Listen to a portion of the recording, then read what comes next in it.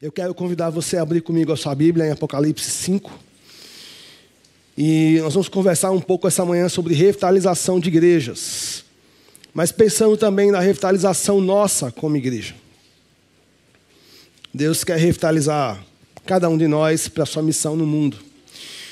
Enquanto você abre, eu quero agradecer a essa igreja pela sua parceria com a nossa família em ministério missionário. Eu e a minha esposa Adriele, está ali na frente, vou pedir a ela que faça assim. Nós somos missionários da Action, aqueles que falam inglês melhor que nós, perdão pelo meu inglês macarronês. Né?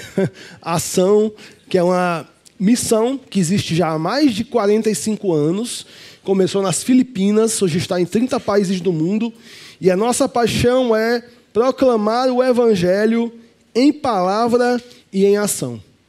Por isso o nome da missão é Ação. E nós temos um chamado específico para os mais pobres. Esse é o nosso chamado. Temos uma paixão por levar o Evangelho em palavras e obras aos mais pobres, especialmente no contexto urbano, especialmente em lugares desafiadores, muitas vezes não alcançados. E tem sido um privilégio servir ao Senhor também na liderança da Missão Aleph, uma organização missionária que atua a partir de Natal, que hoje já tem servido em muitos lugares do Brasil e também no campo transcultural, com a visão de igrejas saudáveis, trabalhando juntas para transformar comunidades com o alvo final de que Deus possa ser glorificado por meio dessa transformação, desse impacto que a igreja causa quando ela é sal e luz do mundo. Pela graça do Senhor, nesse tempo de pandemia, um dos projetos que nós temos desenvolvido é o projeto Compaixão. Nós sabemos que a pandemia afetou de forma muito dramática as comunidades mais empobrecidas. Nós, como missionários, quando nos casamos, decidimos ir morar no bairro de Felipe Camarão, que à época era o bairro mais violento, mais empobrecido, com maiores desafios da cidade de Natal. E lá estamos, servindo o Senhor, a base da missão é lá em Felipe Camarão. E nesse tempo de pandemia, pela graça do Senhor, já entregamos mais de 3.500 cestas básicas, mais de 2.500 kits de higiene, foram instaladas pias móveis em comunidade, pia móvel em comunidades que não têm acesso à água encanada, projetos de geração de renda, ajudamos a começar 49 pequenos negócios. Esses dias eu visitei a esmalteria, as irmãs me ajudem, hein? Esmalteria, da Larissa Souza, uma jovem de 18 anos, que no meio da pandemia, desempregada, recebeu da Aleph um kit manicure. O custo do kit manicure, irmãos, é R$300. A Larissa pegou aquele kit manicure e ela começou a fazer as unhas, né? Fazer trabalho de manicure de casa em casa. E certa vez ela chegou a uma casa de 11 da manhã, fez um trabalho tão bem feito que a vizinha divulgou, e chegou outra vizinha, chegou uma prima, ela 11 horas da noite estava fazendo unhas ainda naquela casa das mulheres ali da região que se achegavam. E 3 meses depois, cada pessoa que recebe esse kit manicure, fizemos o kit de Ninho Gourmet também. Agora vamos começar outros tipos de kits, outros tipos de projetos de empreendedorismo. Mas 3 meses depois de receber esse kit manicure, a Larissa não apenas devolveu 10% do valor que foi investido nela para o projeto, como ela abriu a sua esmalteria em uma das melhores ruas de Felipe Camarão. Eu estive lá esses últimos dias. Se você olhar o Instagram da Aleph, você vai ver o vídeo que eu gravei com a Larissa. Tem até cantinho do café. Tudo isso graças ao apoio da Igreja Batista Zona Sul. Muito obrigado, porque vocês têm segurado as cordas. Em momentos muito desafiadores. Têm levado socorro, têm levado esperança. Têm encorajado pastores na periferia. Muito obrigado. Obrigado pela fidelidade de vocês como igreja. Obrigado pelo apoio da equipe pastoral, da liderança dessa igreja, de cada irmão e irmã. Como é bom saber que nós estamos juntos na missão de Deus. Amém? E hoje eu tenho o prazer de lançar o meu primeiro livro, Igreja Revitalizada, por uma missão verdadeiramente transformadora. De fato, é um livrinho, uma semente. Ele é da Curadoria Sementes. É um novo projeto da editora Mundo Cristão. E o objetivo da Curadoria Sementes é lançar livros que sejam profundos, que sejam práticos, que sejam relevantes, mas que sejam fáceis de ler. que você possa ler de uma sentada. Meu pastor leu de uma sentada. Ele disse: Leandro, peguei o seu livro, assim que chegou, fui um dos primeiros que comprei, eu sentei e eu li de uma só vez. São 72 páginas. Por isso que esse nome, Curadoria Sementes, nós queremos que essas sementes possam frutificar na sua vida, no seu coração, no seu ministério. E nesse livro eu falo de um dos assuntos mais importantes para mim, do meu coração, que é a revitalização da igreja. E quando a gente pensa em revitalização da igreja, a gente precisa pensar na revitalização também do nosso coração e do nosso envolvimento na missão. Esse é o livro mais barato que você vai comprar esse ano. Seria uma alegria, se você quiser uma assinatura, seria uma alegria no final assinar para alguns irmãos. Com essa assinatura e mais R$4, você pega um ônibus para qualquer lugar de Natal. Mas é uma alegria poder lançar esse livro essa manhã na Igreja Batista Zona Sul, essa manhã e essa tarde e noite. Então, tem alguns poucos exemplares ali no final. Eu vou conversar um pouco sobre esse tema. Obrigado também à igreja pelo apoio de poder fazer esse lançamento essa manhã. O primeiro lugar do Brasil que esse livro está sendo lançado é na Igreja Batista Zona Sul.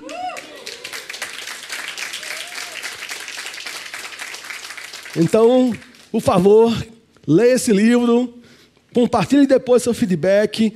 Eu quero ser encorajado e continuar refletindo com você sobre esse tema. Nós vamos conversar sobre revitalização de igrejas, e um dos textos, para mim, mais importantes quando falamos em revitalização de igrejas é o livro de Apocalipse. O livro de Apocalipse, meus irmãos, muito mais que um livro para o futuro, é um livro para a igreja hoje. Nós precisamos entender o livro de Apocalipse como uma carta enviada por Deus originalmente para cristãos que viviam em um contexto do Império Romano, lidando com as ameaças e também com as seduções do que significa ser igreja em um período de grandes desafios. Assim como a carta aos Colossenses, a carta aos Tessalonicenses, a carta aos Coríntios, é também uma carta, não apenas para aquela igreja local, mas uma carta para todo o povo de Deus ao longo da história. O livro de Apocalipse é também uma carta para nós, cristãos, discípulos e discípulas de Jesus, seguindo a Cristo no século 21. Portanto, este livro não é simplesmente um livro sobre o futuro, sobre como a história termina. Esse livro é um livro sobre como ser igreja hoje, de forma fiel, em meio a um tempo extremamente desafiador. Sim, o livro de Apocalipse nos mostra como a história termina. Porém, ele foi escrito para encorajar o povo de Deus para cumprir a missão de Deus em meio a desafios enormes no contexto da história. O texto que nós vamos ler, o capítulo 5, é na verdade a parte B. É a segunda parte. Se fosse aqui uma graphic novel, né, um estilo de história em quadrinhos aí que eu gosto muito, seria a edição número 2. Porque a primeira parte do que nós vamos ler se dá no capítulo 4 de Apocalipse. No capítulo 4 de Apocalipse, o apóstolo João tem uma experiência extraordinária. Lembremos que o apóstolo João está no final do seu ministério. Aqui, durante o reinado de Domiciano, o apóstolo João é enviado para a ilha grega de Patmos. E ali exilado, preso, no final do seu ministério, quando todas as portas parecem se fechar para ele na terra, Deus abre para o apóstolo João uma porta no céu. E o apóstolo João tem uma experiência tremenda com Deus. No capítulo 4 ele descreve a sua visão. O apóstolo João vê Deus sentado no trono. Ele vê 24 anciãos que representam todo o povo de Deus na história. Lembremos, 12 tribos de Israel, 12 apóstolos, 12 mais 12 igual a todo o povo de Deus na história, Israel e a igreja. Ele vê os 4 seres viventes, ou seja, os anjos de Deus. Ele vê um mar de vidro claro como cristal. E eu gosto muito do comentário do Tim Chester, de que esse mar de vidro claro como cristal pode ser entendido como o caos da história sob controle. Todo o caos da história agora está sob controle aos pés do Deus Todo-Poderoso. E ele vê esse cenário de glória, esse cenário de adoração a Deus por parte dos anjos e por parte de todo o povo de Deus na história. É aqui que nós estamos. E é aqui que acontece o que nós vamos ler a partir de agora. Então vi na mão direita daquele que está assentado no trono um livro em forma de rolo, escrito de ambos os lados e selado com 7 selos. Vi um anjo poderoso proclamando em alta voz: quem é digno de romper os selos e de abrir o livro? Mas não havia ninguém, nem no céu, nem na terra, nem debaixo da terra, que pudesse abrir o livro ou sequer olhar para ele. Eu chorava muito, porque não se encontrou ninguém que fosse digno de abrir o livro e de olhar para ele. Então um dos anciãos me disse: não chore. Eis que o leão da tribo de Judá, a raiz de Davi, venceu para abrir o livro e os seus 7 selos. Depois vi um cordeiro que parecia ter estado morto em pé no centro do trono, cercado pelos 4 seres viventes e pelos anciãos. Ele tinha 7 chifres e 7 olhos, que são os 7 Espíritos de Deus enviados a toda a terra. Ele se aproximou e recebeu o livro da mão direita daquele que estava assentado no trono. Ao recebê-lo, os 4 seres viventes e os 24 anciãos prostraram-se diante do Cordeiro. Cada um deles tinha uma harpa e taças de ouro cheias de incenso, que são as orações dos santos, e eles cantavam um cântico novo. Tu és digno de receber o livro e de abrir os seus selos, pois foste morto, e com teu sangue compraste para Deus gente de toda tribo, língua, povo e nação. Tu os constituíste reino e sacerdotes para o nosso Deus, e eles reinarão sobre a terra. Então olhei e ouvi a voz de muitos anjos, milhares de milhares e milhões de milhões. Eles rodeavam o trono, bem como seres viventes e os anciãos, e cantavam em alta voz: digno é o Cordeiro que foi morto, de receber poder, riqueza, sabedoria, força, honra, glória e louvor. Depois ouvi todas as criaturas existentes no céu, na terra, debaixo da terra e no mar, e tudo que neles há, que diziam: aquele que está assentado no trono e ao Cordeiro, sejam o louvor, a honra, a glória e o poder para todo o sempre. Os 4 seres viventes disseram amém, e os anciãos prostraram-se e o adoraram. Senhor, essa é a tua palavra viva e eficaz. E a nossa oração, dependente do Senhor, é dar-nos a tua palavra, porque ela é tua e só o Senhor pode nos dá-la. Que haja luz e fogo aqui essa manhã. Luz na mente e fogo no coração.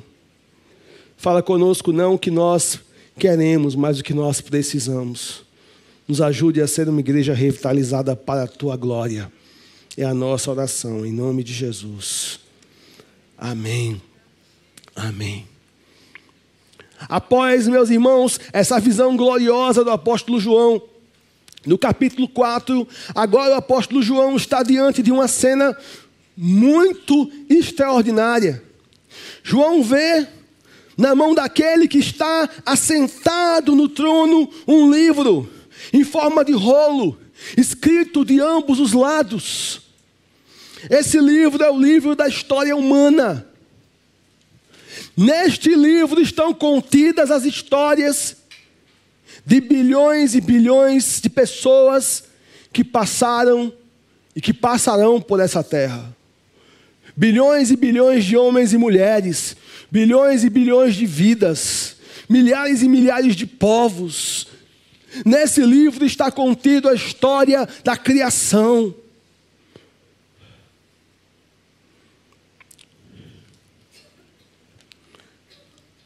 Nesse livro estão contidos os propósitos redentores de Deus para a história.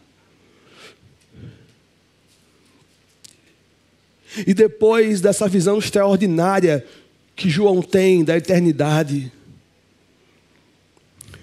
de todo o povo de Deus na história adorando a Deus, adorando ao Senhor, juntamente com os anjos, do caos da história sob controle,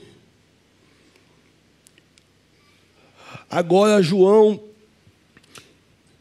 está diante de uma tragédia, porque não é achado ninguém, nem no céu, nem na terra, nem em lugar nenhum da criação, que seja digno de abrir o livro e liberar os propósitos redentores de Deus para a história. Não há ninguém que seja digno de abrir o livro e dar sentido às bilhões e bilhões de vidas que ali constam. Não há ninguém que seja digno de abrir o livro e consertar e redimir e pôr o caos da história sob controle. Não há ninguém em toda a criação digno de abrir o livro e dar sentido para a história e trazer salvação para as bilhões e bilhões de vidas que estão ali contidas naquele livro. Não há ninguém que seja digno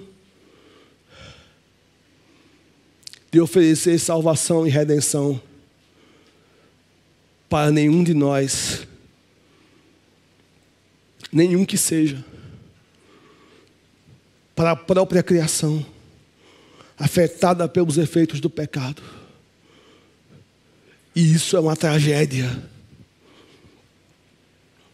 É interessante que o texto diz que um anjo poderoso, o anjo já se pensa que é poderoso. Imagine um anjo, João enfatiza, um anjo forte, um anjo poderoso. Mas mesmo esse anjo não é capaz de abrir o livro, nem sequer de olhar para ele.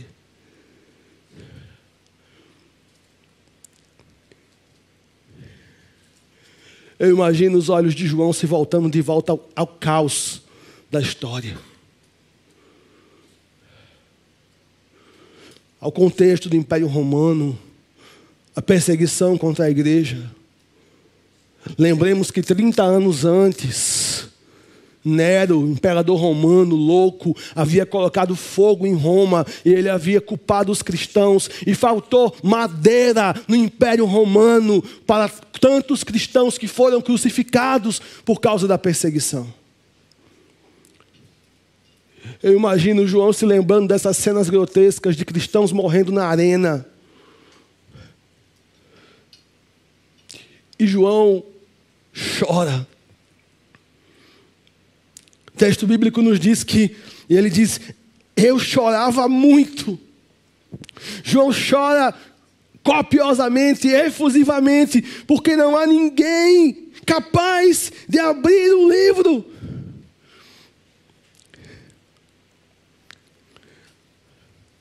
Até que então, um dos anciãos lhe diz, não chore.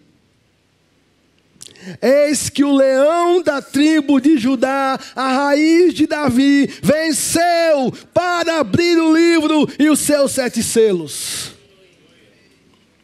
Eu imagino João se voltando para procurar onde está aquele leão forte, poderoso.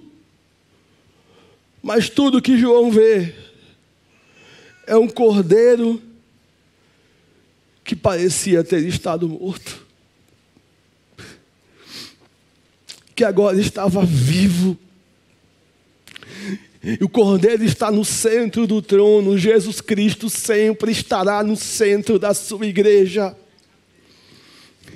O que está no centro da igreja não é ideologia humana. O que está no centro da igreja não são projetos humanos. O que está no centro da igreja é o Senhor, é o Cordeiro. O Cordeiro está no centro do trono. Ele tem 7 chifres. E lembremos que Apocalipse usa muito as figuras e as imagens dos profetas do Antigo Testamento. Chifre no Antigo Testamento é símbolo de poder. 7 é um número de plenitude. Então ele tem todo o poder. E ele também tem os 7 olhos, que são os 7 Espíritos de Deus enviados a toda a terra. Uma vez mais, ele tem toda a visão da história. O Cordeiro vê todo o panorama da história. O Cordeiro sabe de tudo. O Cordeiro tem olhos como chamas de fogo. O Cordeiro conhece todo o panorama da história. Ele tem todo o poder e ele sabe todas as coisas. E aqui nesse texto eu encontro 3 passos fundamentais se nós queremos ser uma igreja revitalizada. Queria convidar você a olhar comigo para esses passos. Talvez anotá-los na sua Bíblia, num caderninho, em algum lugar. Meditar sobre isso ao longo da semana. Sobre como isso impacta a sua vida cristã. A primeira coisa que me chama a atenção aqui é a única ordem desse texto. Aqui, o apóstolo João, se no capítulo 4 o apóstolo João é só um espectador, agora o apóstolo João está dentro da história, está envolvido na história. Ele está em prantos. E nós também devemos partilhar do choro do apóstolo João, quando nós olhamos para o mundo caído.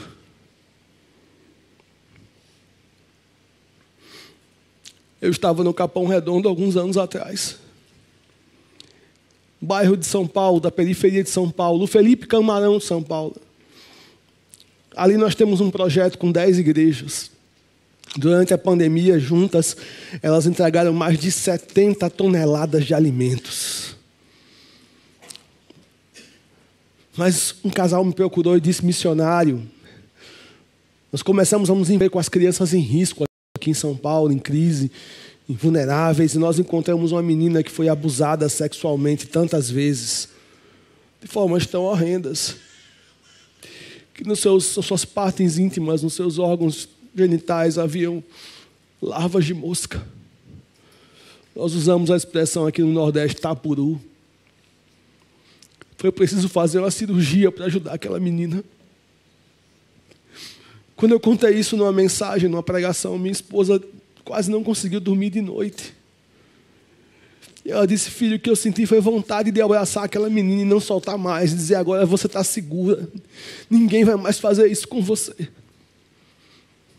Como não chorar diante de um quadro como esse? Como não chorar diante da fome? Deus guarde o nosso coração, Deus conserve os nossos corações como corações capazes de chorar diante do caos da história. Nós vivemos em um mundo caído. Como dizia a antiga canção do cantor cristão: Ele fala assim: o que estou fazendo se sou cristão? Se há tantas vidas sem lar, sem pão, se há tantas vidas sem salvação. Meu Cristo veio para nos remir, o homem todo sem dividir.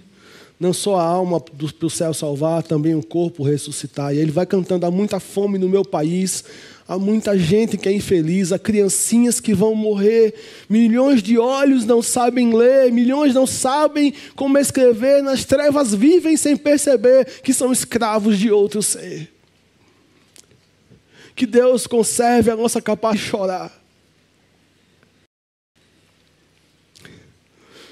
Mas nós precisamos ouvir também a ordem, a única ordem que está contida aqui nesse capítulo que nós lemos todos.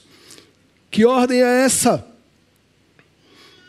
Quando João está ali chorando no versículo 4, quando um dos anciãos diz a ele sobre o cordeiro, a primeira coisa que o ancião diz é: não chore mais. Mas veja,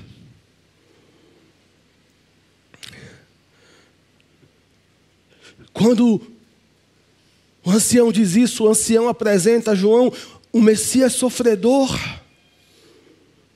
E o choro de João é transformado em louvor, é transformado em adoração. Esse é o movimento que eu e você somos chamados a fazer todo dia, todo dia, todo dia, se nós queremos ser uma igreja revitalizada em um mundo caído. Esse movimento do choro, do lamento, para o louvor, para a adoração.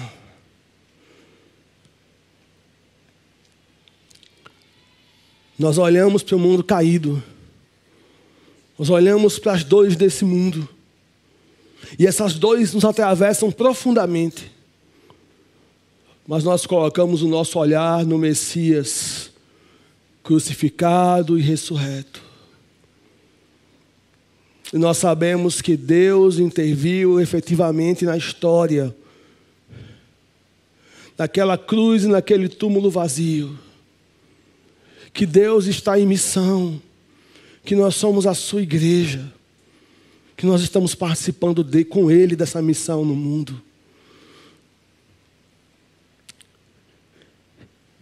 Nós temos razão para chorar, mas nós também temos razão para cantar, nós também temos razão para celebrar, porque nós podemos celebrar o triunfo do Cordeiro. Vamos prestar atenção, meus irmãos, à única ordem desse capítulo: não chore mais, mas veja o Rei crucificado. Embora na cruz tudo tenha terminado em lágrimas, o Cordeiro, meus irmãos, venceu. O túmulo está vazio, Ele está no centro do trono e Ele tem o livro da história nas suas mãos. Por isso que o apóstolo João diz em 1 João, capítulo 5, versículo 4, que essa é a vitória que vence o mundo, a nossa fé. A fé em quê? A fé na vitória do Cordeiro, no triunfo do Cordeiro, na cruz e no túmulo vazio. Eu sei que nós estamos diante ainda de um quadro pandêmico. Há tragédias, há dores, mas nós precisamos ler essa ordem aqui. Não chore mais, como abre os seus olhos e veja o Cordeiro. Veja o Cordeiro. Aquele que reina no universo. Aquele que tem o livro da história humana em suas mãos. Te amou de tal maneira que se entregou por você. Que se entregou por aquela criança do Capão Redondo. Que se entregou por você em uma cruz. Para te salvar. Para te redimir. para redimir a história. Nós precisamos ler essa história. Não é que Deus está falando assim, não. Não é que Deus está nos proibindo de chorar, não. Mas nós precisamos ler essa história, essa ordem como um encorajamento para contemplar o triunfo do Cordeiro. Para recuperar a perspectiva. Eu estava na comunidade Olga Benário, uma comunidade que nós trabalhamos aqui no Planalto. Tem 120 famílias que moram em barracos de 4x4. E várias ações fizemos na pandemia ali. Eu vi verdadeiros milagres naquele lugar. Em julho nós vamos fazer a celebração desse trabalho. O Festival da Esperança. Nós vamos pregar o Evangelho de casa em casa, de casa em casa, de casa em casa. De barraco em barraco, na verdade. Faremos um grande culto, faremos uma série de ações ali em julho, totalmente evangelísticas, depois de quase 2 anos com ações diaconais, mais de 2 anos com ações diaconais. Eu estava numa manhã, numa ação plena pandemia, auge da pandemia, e a gente estava entregando kit de higiene. É um kit que tinha sabão, garrafas assim grandes de álcool gel, muito material de higiene, e alguém me levou na casa de Yara. Yara era uma senhora que morava em um barraco. E eu perguntei para ela: Yara, como você está? Uma pergunta que todos fazemos cotidianamente. E ela respondeu: não muito bem. E me pareceu muito triste. Eu fiz a ela outra pergunta: posso orar por você? Ela respondeu: pode. E eu coloquei a mão no ombro da Yara e nós começamos a orar. E quando eu comecei a orar por ela, a situação do genro, do neto, que estavam enfermos, quando nós começamos a orar, a Yara começou a chorar. E ela chorava, gente, compulsivamente, efusivamente. Eu me lembrei do choro de João, agora. Quando eu preparava essa palavra, eu lembrei de Yara, quando eu li o choro de João, porque talvez João chorasse mais ou menos de uma maneira que Yara chorou naquela manhã. Compulsivamente. Eu fui movido, me senti movido a pregar o Evangelho, a compartilhar o Evangelho com ela. E assim que nós oramos, eu compartilhei o Evangelho. E eu fiz um convite para que ela entregasse a vida a Jesus. E ela falou não. E ainda em lágrimas, ela disse: eu quero voltar. Eu quero voltar aos caminhos do Senhor. Eu quero voltar a servir Jesus em uma igreja. Eu quero voltar. E nós oramos ali naquela manhã, quase meio-dia, o sol de rachar no meio dos barracos. Mas, meu irmão, não sei se o céu desceu, se a gente subiu. Eu sei que naquela manhã, aquele lugar foi tomado de uma alegria, e a gente orou, e ela voltou para os caminhos do Senhor. Mas o mais lindo aconteceu depois. O líder comunitário, que eu estou discipulando, orem por ele, o Célio, estou me encontrando com ele de tempos em tempos para evangelizá-lo e discipulá-lo ao mesmo tempo. Na verdade, compartilhar o Evangelho com ele, caminhar com ele. Ele me disse que Leandro e Yara me procurou um pouco depois, e ela disse para mim assim: eu fui parte de uma igreja que não era saudável. E lá, eu fui tão machucada, que eu tomei uma decisão no meu coração. Eu não vou mais ouvir ninguém falar de Jesus. Pode ser quem for. Eu só vou dar ouvidos quando eu perceber que realmente foi Jesus que mandou aquela pessoa. Naquela manhã, quando ela viu aquele monte de crentes revitalizados, engajados na missão de Deus, quando ela viu a unidade do corpo de Cristo, quando ela viu a igreja ali cuidando, servindo, amando, ela percebeu uma coisa: realmente nós temos sido enviados até ali por Jesus. E naquele dia ela decidiu voltar para os caminhos do Senhor. Yara recuperou a perspectiva. Yara voltou a contemplar o triunfo do Cordeiro. Nós precisamos recuperar a perspectiva. E ser uma igreja revitalizada tem a ver com isso. E aqui, meus irmãos, no versículo 9 e 10, nós encontramos o centro desse capítulo. E, na verdade, texto central para entender todo o Novo Testamento. E o segundo e o terceiro pontos fundamentais se queremos ser uma igreja revitalizada. O primeiro é recuperar a perspectiva. Sim, esse mundo é um mundo quebrado. Sim, esse mundo é um mundo que sofre. Mas o Cordeiro venceu. O Cordeiro está em missão. O Cordeiro tem a história em suas mãos. E nós estamos em missão com Ele nesse mundo. Mas o segundo ponto aqui é que esse texto nos revela o significado da cruz. E o significado da cruz é missão. Cristo é digno de reinar, porque por meio da sua morte, Ele redime os pecadores e a criação. E esse reinado se dá através da missão da igreja. O que esse texto nos revela é que o Cordeiro é digno de abrir o livro. Porque foi morto e com seu sangue comprou para Deus gente de toda tribo, língua, povo e nação. Cristo morreu em favor de cada grupo de pessoas. Cristo morreu em favor de Dona Maria, que eu conheci aqui no Seridó, através de um dos plantadores de igrejas com os quais a Aleph se relaciona e leva encorajamento e apoio, o irmão Jó. Eu encontrei Dona Maria ali, no sítio Bom Jesus. Ela morava a mais ou menos 3 quilômetros do sítio.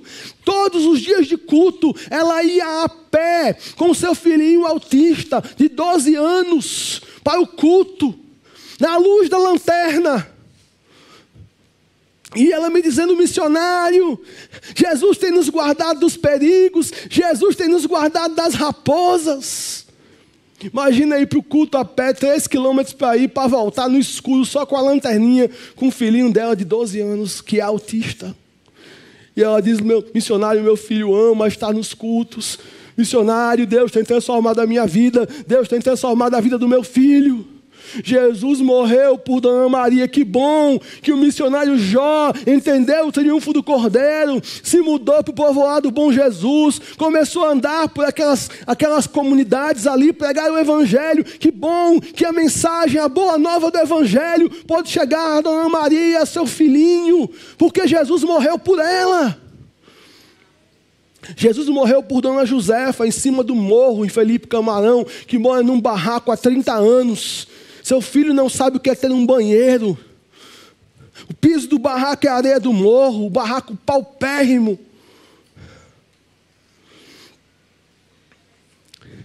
Pela misericórdia do Senhor, nós já estamos com mais da metade do recurso para construir a casa dela.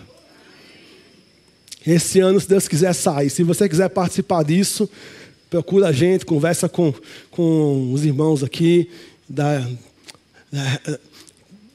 Aleph. A gente pode te falar como você pode orar por isso e de alguma maneira participar. Jesus morreu por cada grupo de pessoas. E no versículo 10, nós lemos também que não apenas Jesus morreu por cada grupo de pessoas, mas Jesus também morreu para nos constituir reino e sacerdotes para o nosso Deus. Jesus morreu para nos fazer um povo missional.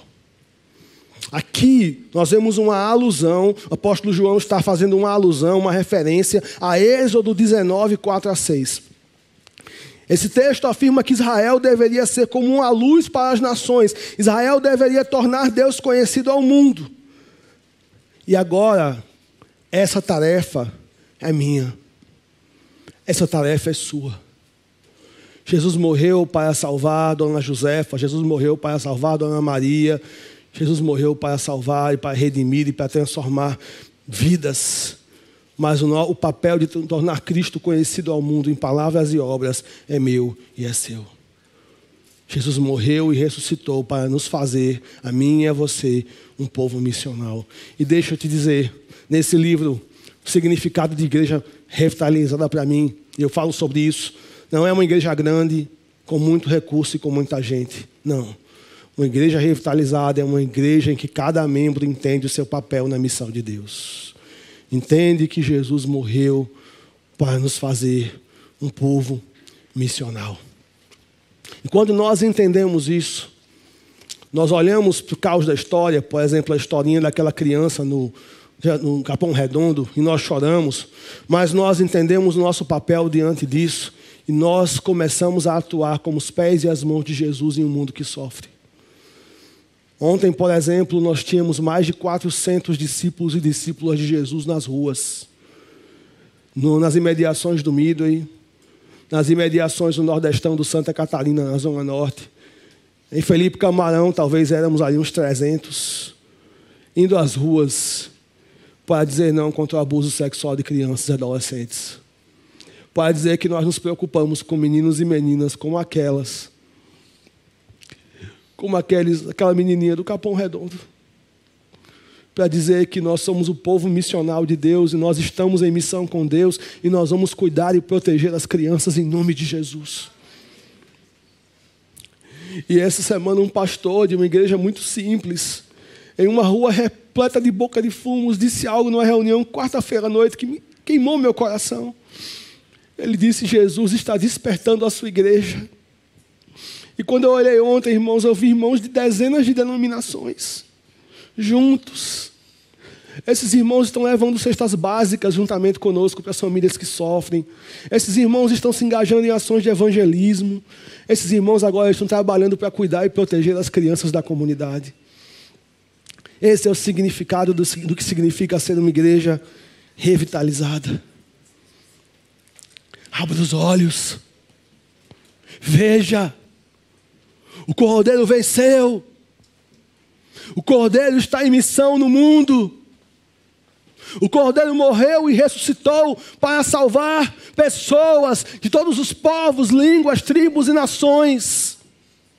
E o Cordeiro morreu e ressuscitou para fazer a mim e a você participantes dessa missão gloriosa no mundo. Veja, esse capítulo todo é sobre a glória do Cordeiro, é sobre o que o Cordeiro faz. E o Cordeiro, meus irmãos, não precisa de nós, mas Ele nos dá o privilégio de participar com Ele daquilo que Ele está fazendo na história. Que maravilhoso privilégio! E que privilégio poder ver meninos e meninas transformados, homens e mulheres transformados através da nossa vida, quando nós vamos em missão, cumprindo a missão de Deus. Amém? Queria orar com você, fique em pé no seu lugar. Senhor, obrigado. Obrigado, Senhor, por essa visão gloriosa que o Senhor deu ao apóstolo João. Obrigado porque o Senhor deu ao apóstolo João essa visão tão tremenda, em meio a um período tão desafiador para a igreja do Senhor Jesus, em meio à perseguição no Império Romano. E essa carta, Senhor, do Apocalipse, é uma carta para a igreja, ó Deus, que vive e busca cumprir a missão em um tempo desafiador e difícil como é o nosso. Nos ajuda a ser uma igreja fiel. Nos ajuda a compreender o real significado da revitalização da igreja. Se a revitalização é trazer a vida de volta, nos ajuda a ser uma igreja que vive não em função de nós mesmos. Obrigado pela Igreja Batista Zona Sul, porque essa tem sido uma igreja, Senhor, que vive não em função de si mesma, ela vive em função da missão do Senhor no mundo. E ela tem abençoado tantas famílias missionárias, tem desenvolvido tantos projetos, tem sido, Senhor, luz que brilha perto e luz que brilha longe. Muito obrigado. Nos ajude como discípulos e discípulas do Senhor a sair daqui essa manhã com essa perspectiva transformada, com os nossos olhos colocados, ó Senhor, no túmulo vazio, na cruz, e na certeza de que o Cordeiro venceu, de que o Cordeiro tem a história do mundo nas suas mãos soberanas, e de que o Cordeiro está operando agora mesmo nesse mundo partido, sofrido, o Cordeiro tem a palavra final. E nós somos esse povo alcançado, redimido pela cruz e pelo túmulo vazio. Somos o povo do Cordeiro. E nós estamos em missão no mundo. Nos ajude a compreender o nosso papel como um povo missional. E aonde, ó Deus, os teus filhos e filhas forem nesta semana, seja no lugar de trabalho, seja, Senhor, na universidade, ó Deus, na escola, nas ruas, no comércio, aonde o Senhor os levar, que eles possam ir como um povo que está em missão, e que eles possam partilhar, ó Deus, a boa nova do Evangelho, que eles possam ser movidos pela compaixão daquele que entregou-se por nós na cruz, e como discípulos do Cordeiro, manifestarem essa compaixão em atos concretos de serviço, que abençoem a outros em nome de Jesus. Essa é a nossa oração, agradecidos ao Senhor, no nome precioso de Jesus. Amém.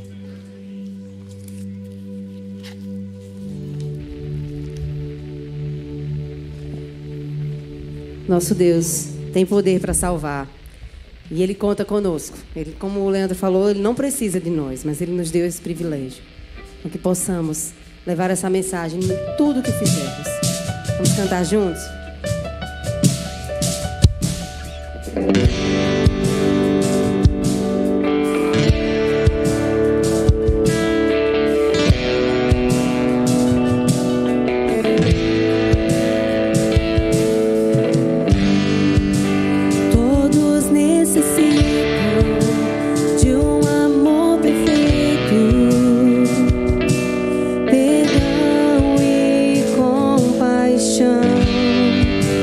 Todos necessitam